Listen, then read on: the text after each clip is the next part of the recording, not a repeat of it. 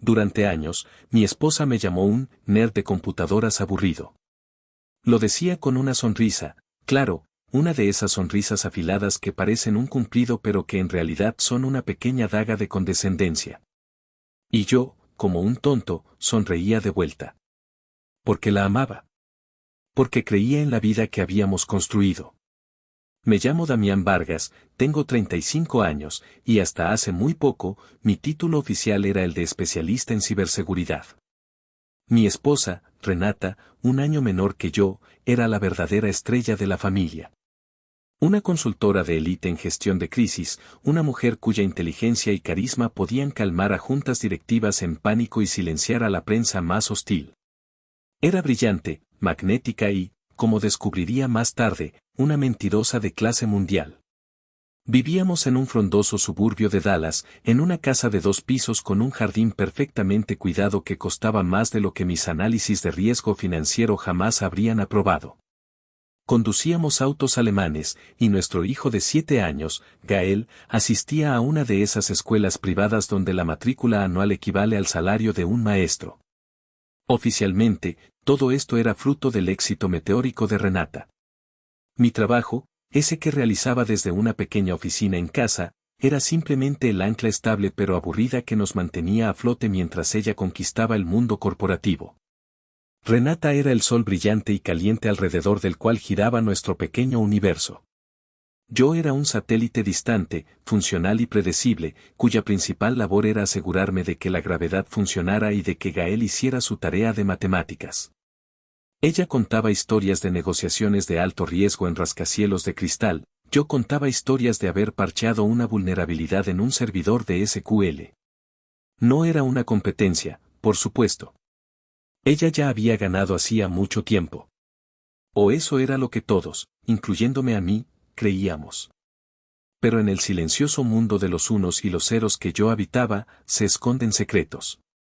Y yo, el nerd de computadoras aburrido, estaba a punto de desenterrar uno que haría que sus crisis corporativas parecieran un juego de niños. Nuestra vida estaba decorada con pequeños monumentos a mi invisibilidad, un verdadero museo del menosprecio que yo recorría a diario sin darme cuenta de que estaba pagando la entrada con mi propia dignidad. La pieza central de la colección se exhibía cada 2 domingos, durante la cena familiar. La madre de Renata, Lourdes, una mujer cuya devoción por su hija solo era superada por su sutil desdén hacia mí, iniciaba siempre el mismo ritual. ¿Y tú, Damián, qué tal el trabajo?, preguntaba, aunque sus ojos ya estaban buscando a Renata, ansiosos por el verdadero espectáculo. Ese domingo en particular, intenté explicarlo. Bastante bien, Lourdes. Acabo de terminar de implementar un nuevo sistema de encriptación para una firma de logística. Fue un desafío, tuvimos que proteger terabytes de datos de manifiestos contra posibles ataques de ransomware. Renata soltó una risita, el sonido era como el de una copa de champán al romperse. Ay, mamá, no aburras a Damián con sus cosas técnicas, interrumpió, poniendo una mano sobre la mía en un gesto que parecía cariñoso pero que en realidad era una orden para que me callara. Básicamente, su trabajo es asegurarse de que los empleados no usen contraseña 123 como clave. Es adorable. Déjame contarte mejor cómo evité que una petrolera perdiera $200 millones la semana pasada por una filtración a la prensa. Tuvimos que crear una narrativa completamente nueva en menos de 6 horas. Y así, el foco de atención se desplazaba, dejándome a mí y a mis terabytes de datos en la penumbra. Yo me limitaba a sentir, a masticar mi filete en silencio, convirtiéndome en un espectador más de la brillantez de mi esposa. Otra de las joyas de la exposición llegó en un reluciente tono gris metálico, un BMW Serie 5 nuevo, estacionado en nuestra entrada una tarde de martes. Costaba $90,000. Lo supe porque la factura estaba en el asiento del copiloto. Renata, ¿qué es esto?, le pregunté esa noche, tratando de mantener la calma. No hablamos de hacer un gasto como este. Ella se quitó los aretes de diamantes, dejándolos caer sobre la encimera de mármol con un tintineo despreocupado. Es mi bono, Damián. Un pequeño regalo para mí misma por un trabajo bien hecho. Su mirada era fría, analítica. No lo entenderías. Tu mundo se limita a presupuestos y servidores. El mío no tiene límites. No había espacio para la discusión. El auto se quedó, un recordatorio diario y costoso de que yo habitaba un mundo mucho más pequeño que el suyo. La pista más siniestra, sin embargo, la descubrí una noche de jueves. Pasé por su estudio y la vi en una videollamada. No usaba su laptop de siempre, sino un dispositivo encriptado que yo nunca había visto. La pantalla reflejaba su rostro, iluminado por el brillo de los datos, y su expresión era una que yo no conocía, dura, implacable. No hablaba de relaciones públicas ni de estrategias de marca. Usaba un lenguaje en código, frío y preciso. El cargamento está confirmado para el martes, decía en voz baja. Asegúrense de que los activos se mantengan en silencio absoluto hasta la entrega final. Cualquier desviación del protocolo será gestionada. Sentí un escalofrío. Parecía una escena de una película de espías, no una llamada de consultoría. Cuando mis pies hicieron un ligero crujido en el suelo de madera, ella levantó la vista. Sus ojos se entrecerraron. Cerró la laptop con un movimiento brusco y se levantó. ¿Necesitas algo?, preguntó, su tono era una barrera de hielo. Solo pasaba a darte las buenas noches, balbuceé. ¿Todo bien? Privilegio cliente abogado, cariño, dijo, rodeándome para salir de la habitación. Algunos de mis clientes operan en industrias muy sensibles. No te preocupes la cabeza con eso. Y yo no lo hice. Confiaba en ella. Enterré la extraña conversación bajo capas de lógica y negación. Después de todo, ella era la experta en crisis. Yo solo era el nerd de ti. La primera grieta real en la fachada de nuestra vida perfecta no apareció con un estruendo, sino con la tos seca de un niño de 7 años. Gael se despertó una mañana con fiebre alta. Tenía una presentación importante con un nuevo cliente, una de esas que preparas durante semanas, pero la elección era obvia. Llamé a la oficina, cancelé todo y me dediqué a ser padre, paños fríos, sopa de pollo y dibujos animados. Llamé a Renata para informarle. Esperaba comprensión, quizá un gracias por encargarte. En lugar de eso, recibí una ráfaga de furia helada a través del teléfono. ¿Cancelaste tu reunión, siseó? Estoy a punto de cerrar un trato de 7 cifras en Houston, Damián. ¿Y tú no puedes manejar una simple fiebre? ¿Tan indispensable eres en tu trabajo? A veces me pregunto si realmente entiendes lo que está en juego aquí. Y colgó. Me quedé de pie en la cocina, con el teléfono en la mano, sintiendo un frío que no tenía nada que ver con el aire acondicionado. No era por el dinero. Era la facilidad con la que había desestimado mi responsabilidad, mi trabajo, mi papel como padre. Era la revelación de que, en su gran ecuación del éxito, yo era una variable insignificante. Esa noche, mientras velaba el sueño febril de mi hijo, me sentí más solo que nunca. Me pregunté si este vacío que se había abierto entre mi esposa y yo podría llenarse alguna vez, sin saber que no era un vacío, sino un abismo insondable. Fue entonces cuando lo vi. Ella había dejado su tableta personal, la que usaba para asuntos familiares, en la mesa de la cocina. Se encendió con una notificación. Por un instante, vi el asunto de un correo electrónico de un banco que no reconocí. Era una alerta de transacción. No pude evitarlo. Mi curiosidad, o quizá un instinto de supervivencia que llevaba mucho tiempo dormido, me obligó a mirar más de cerca. La notificación desapareció, pero alcancé a leer las cifras, una transferencia entrante de una corporación llamada Aperture Holdings S.A., registrada en las Islas Caimán. La cantidad era de $250,000. El corazón me dio un vuelco. Eso no era un bono. Eso era más de lo que yo ganaba en 2 años. Cuando llegó a casa esa noche, tarde como siempre, le pregunté. Traté de sonar casual. Oye, vi una notificación de un banco extraño en tu tableta. ¿Aperture Holdings? ¿Es un nuevo cliente? Por primera vez en mucho tiempo, vi una fracción de segundo de pánico en sus ojos antes de que la máscara de control volviera a su lugar. Lo descartó con un gesto de la mano. Oh, eso.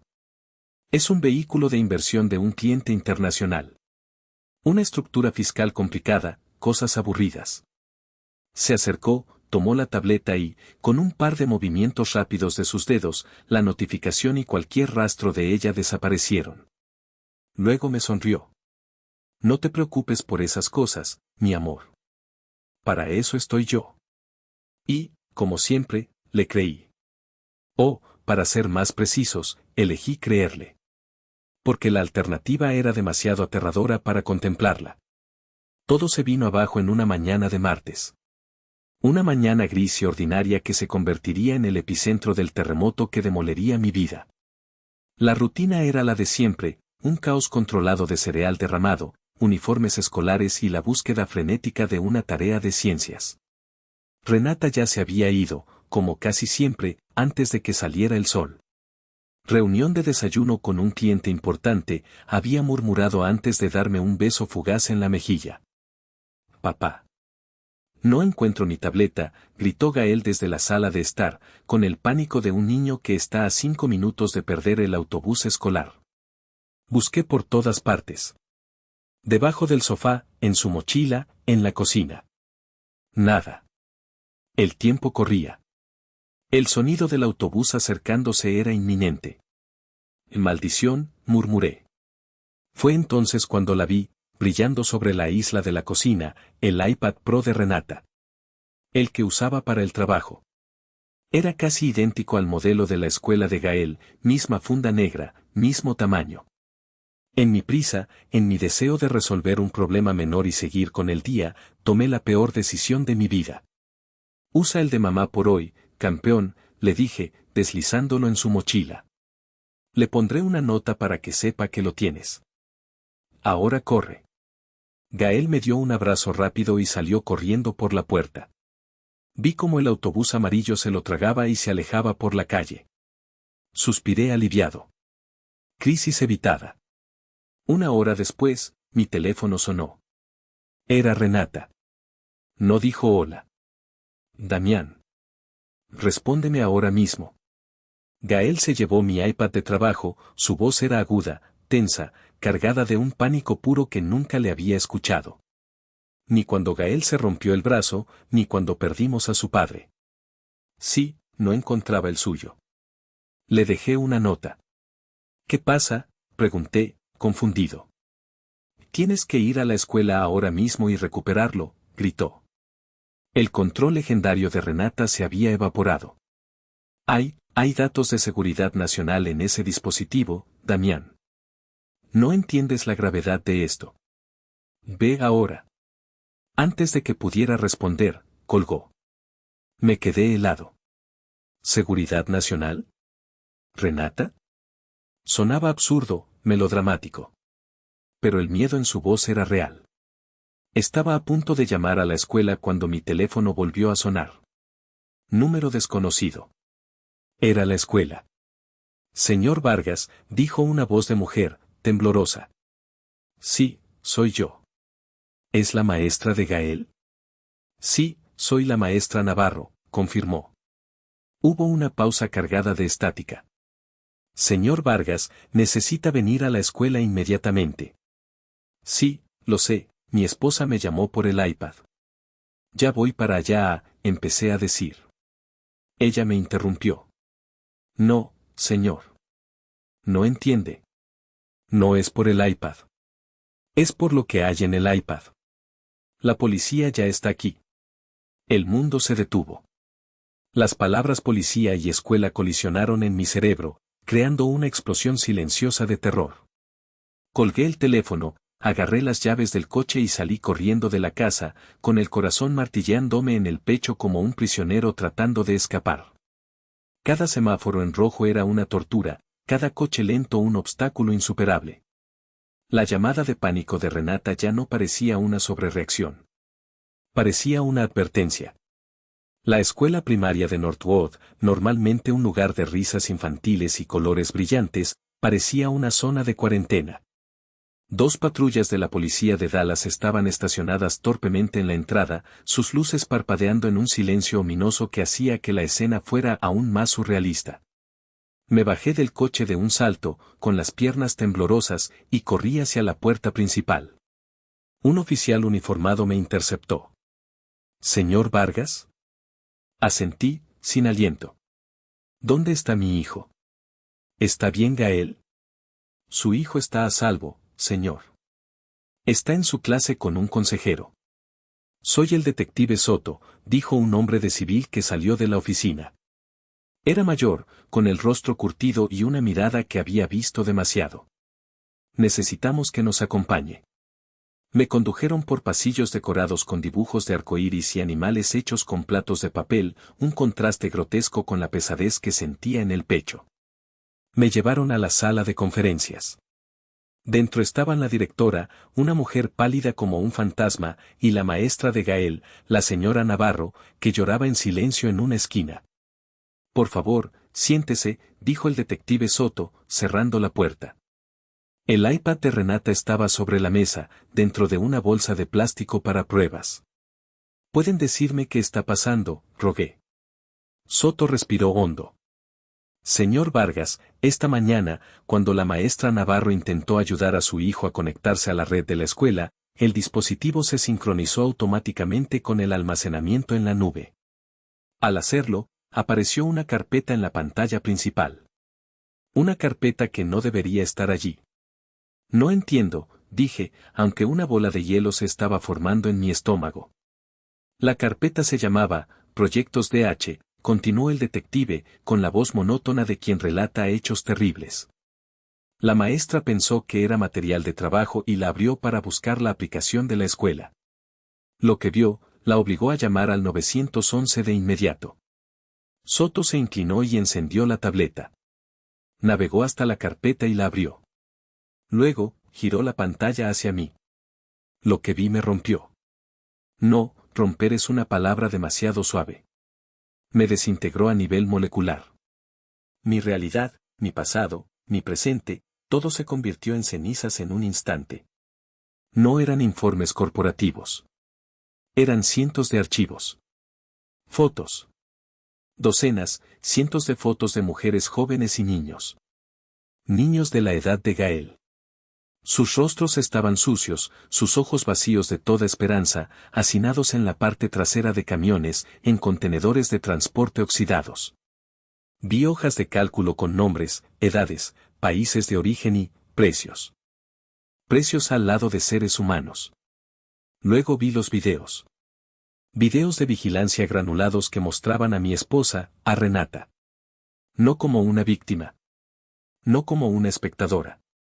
Estaba allí, en un almacén mugriento, con una tablet en la mano, dando órdenes a hombres con armas.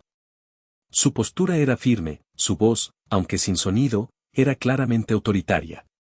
La vi señalar a una adolescente que lloraba, y luego a uno de los hombres, que la agarró bruscamente del brazo. Creemos que su esposa, señor Vargas, dijo Soto, su voz ahora sonaba como si viniera de muy lejos, es una figura clave, posiblemente una de las coordinadoras operativas en la red de tráfico de personas de Derek X. Una de las más brutales que operan en la frontera. No podía respirar. El aire en la habitación se había vuelto sólido. Mi mente se negaba a procesar la conexión entre la mujer que besaba a nuestro hijo para dormir y la mujer en esa pantalla, traficando con la miseria humana. Era imposible. Tenía que ser un error, una trampa, un malentendido horrible. Entonces, en medio de mi colapso silencioso, mi teléfono vibró en mi bolsillo. Lo saqué con manos temblorosas. Un mensaje de texto. De Renata. Emergencia en Seattle. Vuelvo el viernes. Los amo. Estaba huyendo. En ese instante, el dolor, la confusión, el horror, todo se congeló.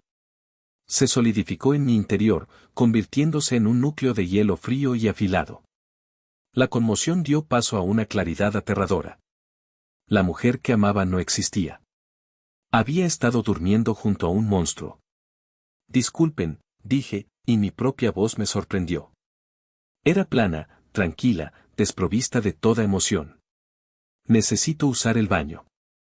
El detective asintió, con una mirada de compasión. Me levanté, caminé por el pasillo como un autómata y entré en el pequeño baño de la oficina. Me miré en el espejo. El rostro que me devolvía la mirada era el de un extraño. No llamé a mis padres. No llamé a un abogado. Saqué mi teléfono, busqué en mis contactos un número que no había marcado en casi una década. Un número memorizado, grabado a fuego en mi cerebro. Sonó una vez. Sí, respondió una voz familiar y áspera.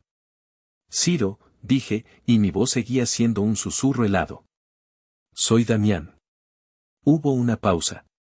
¿Damián? ¿Qué diablos? Activa el protocolo 0, lo interrumpí. Silencio total al otro lado de la línea. El protocolo 0 era nuestro viejo código, de una vida anterior. Significaba que el mundo se había acabado, que las reglas ya no existían, que un miembro del equipo estaba comprometido y necesitaba extracción o guerra total. Entendido, dijo Ciro finalmente, su tono había cambiado por completo. Ya no era mi viejo amigo. Era el sargento Herrera. ¿Estás en peligro? No, respondí, mirando a mis propias manos. Estaban temblando, pero no de miedo. Temblaban con el eco de una vieja y terrible adrenalina, el zumbido de un motor que había estado inactivo durante demasiado tiempo. Yo soy el peligro. Al colgar, me pregunté si el soldado que acababa de despertar se comería vivo al padre que Gael conocía y amaba. Ya no importaba. Ese padre había muerto en la sala de conferencias, frente a la pantalla de un iPad. Después de horas de interrogatorio, de contar una y otra vez la historia de una mañana normal que se había vuelto una pesadilla, el detective Soto finalmente me dejó ir. Me habían descartado como sospechoso. Mi conmoción era demasiado genuina, mi ignorancia demasiado evidente. Era una víctima más en la estela de destrucción de Renata. Conduje a casa en un estado de trance. La casa, nuestra casa, ahora se sentía como una elaborada escena del crimen, una farsa de 10 años construida sobre cimientos de sufrimiento humano. Cada foto familiar en las paredes era una mentira. Cada recuerdo feliz estaba manchado. Subí las escaleras hasta mi oficina, el pequeño y abarrotado cuarto que Renata siempre había llamado mi cueva de nerd. A Damián le encanta esconderse con sus juguetitos, solía decir en las fiestas, y todos reían. Se burlaba de mi pequeño estudio, de mi vida ordenada y predecible. Nunca supo que la verdadera predictibilidad era una forma de camuflaje. Fui hacia la estantería que cubría toda una pared, llena de manuales técnicos y libros de programación. Mis dedos encontraron un pequeño interruptor oculto detrás de un grueso volumen sobre criptografía cuántica. Lo accioné. Con un siseo hidráulico casi inaudible, una sección entera de la estantería se deslizó hacia un lado, revelando una puerta de acero reforzado con un escáner biométrico. Renata nunca supo que detrás de la estantería había una puerta, me dije en voz alta, el sonido de mi propia voz rompiendo el silencio sepulcral. Coloqué mi pulgar en el escáner. La puerta se abrió, revelando mi verdadero centro de mando. No era grande, pero era eficiente. Hileras de servidores zumbaban suavemente, enfriados por un sistema de ventilación independiente. Múltiples monitores mostraban flujos de datos y mapas satelitales en tiempo real. En la pared, enmarcada pero oculta a la vista del mundo, había una sola medalla, la condecoración del GAFE, el Grupo Aeromóvil de Fuerzas Especiales del Ejército Mexicano. Ella pensó que mi tiempo en el ejército fue de papeleo en un escritorio, susurré. Nunca supo que me especialicé en SIGINT, inteligencia de señales, y en guerra cibernética. Dejé el ejército para tener una vida tranquila, para casarme con ella, para ser el padre de Gael. Había enterrado a ese hombre, o eso creía. Ahora, lo necesitaba de vuelta. Me senté frente a la consola principal, mis dedos volando sobre el teclado. El nerd se había convertido en depredador. La cacería había comenzado. El primer paso fue fácil. El sistema de seguridad de Renata era bueno, de nivel corporativo. Pero estaba diseñado para detener a hackers externos, no a alguien que conocía sus patrones de pensamiento, sus contraseñas de respaldo, el nombre de su primera mascota. En 20 minutos, había reventado su red personal y profesional. El dinero fue lo siguiente. Descubrí una red de cuentas offshore, un laberinto financiero diseñado para lavar las ganancias. Islas Caimán, Suiza, Panamá. Millones. Más de $3 millones solo en la cuenta principal. Usando una serie de praxis y exploits de día cero que guardaba para emergencias, comencé a desviar los fondos. No los robé. Los moví a una cuenta de depósito en garantía controlada por una clave criptográfica que solo yo conocía. El imperio financiero de Renata acababa de ser congelado. Luego, el rastreo. Su mensaje sobre Seattle era una cortina de humo, obviamente. Estaba huyendo, pero no sería tan estúpida como para usar sus tarjetas de crédito o su teléfono habitual. Pero Renata, en toda su arrogancia, había subestimado mi alcance. Había olvidado que yo había diseñado la red de seguridad de nuestra casa, incluyendo rastreadores GPS miniaturizados en sus vehículos y en su llavero, por si alguna vez se los robaban. Accedí al sistema. Su BMW estaba en un estacionamiento de larga estancia en el aeropuerto de DFW. Pero el llavero se movía. Estaba en un coche de alquiler, un sedán anónimo, dirigiéndose al sur por la enero de 35. Hacia la frontera. Hacia México. Estaba a punto de llamar a Soto cuando vi algo más en sus servidores. Una carpeta encriptada con un nombre simple, póliza. La encriptación era de grado militar. Le habría llevado al FBI semanas, quizá meses, romperla. A mí me llevó 47 minutos. Dentro de la carpeta póliza no había dinero. Había algo mucho más valioso y mucho más peligroso, chantaje. Renata, la maestra de la gestión de crisis, había estado planeando su propia crisis final. Había recopilado meticulosamente pruebas contra todos sus socios, un tesoro de grabaciones, documentos financieros y fotos comprometedoras. Era su seguro de vida, su palanca para negociar sus salidas si las cosas se ponían feas. Y en la cima de esa pirámide de corrupción, había un nombre que se repetía en los metadatos y en las conversaciones en código, el director. El verdadero cerebro de la operación. Una sonrisa fría se dibujó en mi rostro. Renata me había dado el arma para destruirla. Y no solo a ella, sino a toda su organización. El vínculo irónico era casi poético.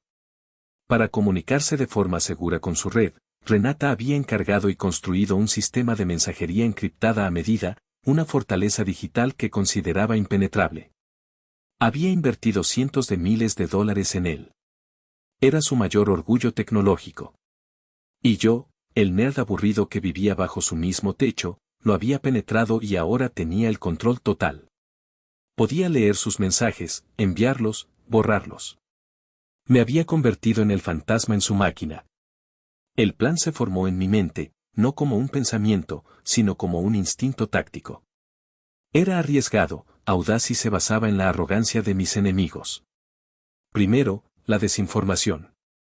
Usando la plataforma de Renata, envié un mensaje anónimo y encriptado a uno de los lugartenientes del director, uno que los archivos de Renata identificaban como impulsivo y violento. El mensaje era simple: la reina, el apodo de Renata en la organización, está comprometida. La policía confiscó su hardware. Tiene copias físicas de la póliza en el almacén de autoservicio de Irving. Unidad 247. Si la policía llega allí primero, todos caemos. Sabía por los registros de Renata que ese almacén existía. Era su búnker de emergencia. Estaba sembrando el pánico, apuntando a los sicarios directamente hacia su propio tesoro. Segundo, la manipulación. Necesitaba que Renata fuera al lugar correcto en el momento adecuado. Me hice pasar por uno de sus pocos contactos de confianza dentro de la red, uno que, según los archivos, estaba en el extranjero y no podría ser contactado fácilmente. Le envié un mensaje a su teléfono desechable, cuya señal ahora yo controlaba. Renata, nos han traicionado. El director sabe de la póliza. Cree que vas a hablar. Ha enviado un equipo a Irving para recuperar las copias y eliminarte. Están en camino. Le di un momento para que el pánico se apoderara de ella. Luego envié el segundo mensaje. Tu única salida es la palanca. Necesitas la póliza original. Sé dónde está la copia maestra del director. Es tu única oportunidad de negociar. Te veo en la reunión Tower en 1 hora. En la plataforma de observación. Trae todo lo que tengas contra él. Intercambiaremos y desapareceremos juntos. Era una trampa perfecta. Había enviado a los asesinos a un lugar y a Renata a otro.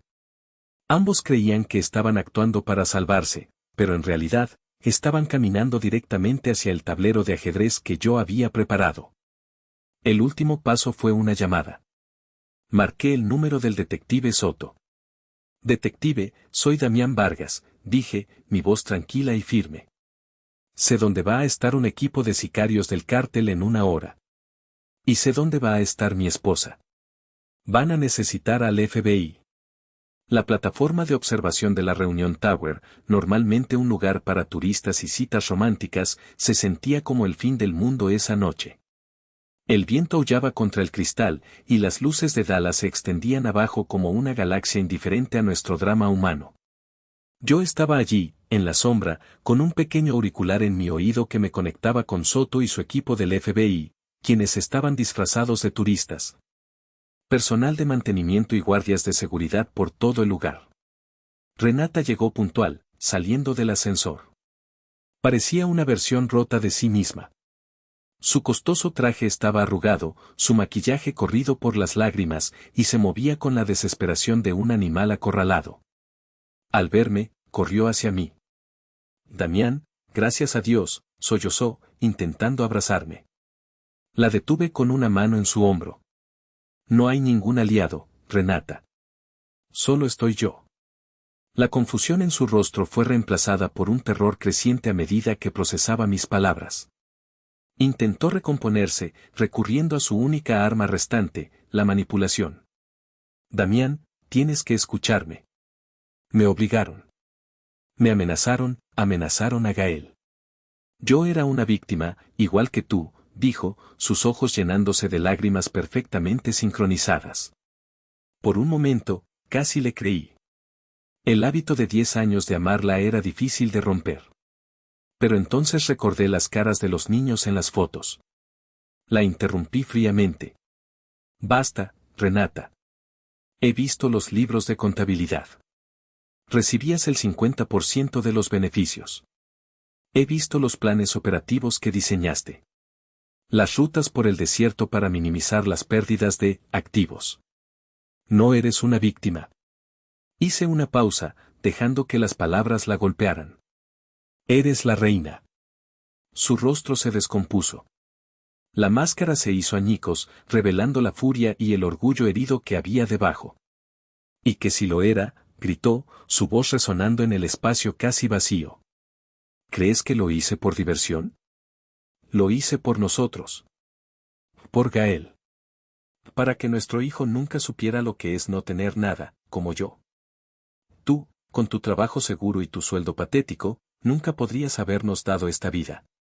Esta vida está construida sobre tumbas, Renata, respondí, mi voz era un susurro mortal. Fue entonces cuando las puertas del ascensor se abrieron de nuevo. No eran turistas. Eran 3 hombres, vestidos con trajes oscuros, con la inconfundible quietud de los depredadores. No venían por mí. Venían por ella. Parece que tus socios han venido a negociar tu paquete de indemnización, dije con calma. El pánico volvió a apoderarse del rostro de Renata. Miró a los hombres, luego a mí, su mente brillante finalmente comprendiendo la escala de la trampa en la que había caído. En ese momento, las luces de emergencia parpadearon y una voz resonó por los altavoces. FBI. Nadie se mueva. El caos estalló. Los hombres de traje sacaron sus armas, pero ya era demasiado tarde. Los turistas y guardias se movieron con una eficiencia brutal. Hubo gritos, el sonido de cuerpos cayendo al suelo. Todo terminó en menos de 30 segundos. Renata se quedó paralizada, mirando la escena con incredulidad. Luego, su mirada se fijó en mí. En el hombre que siempre había subestimado. El nerd. El marido aburrido. El que había orquestado su caída final. La expresión de su rostro no era de odio, ni de miedo. Era de puro y absoluto asombro. Meses después, el polvo se había asentado, dejando tras de sí los escombros de una vida y los cimientos de una nueva. Con la póliza y la confesión forzada de Renata, el FBI y las agencias internacionales desmantelaron por completo la red del director. Se realizaron arrestos en 3 continentes.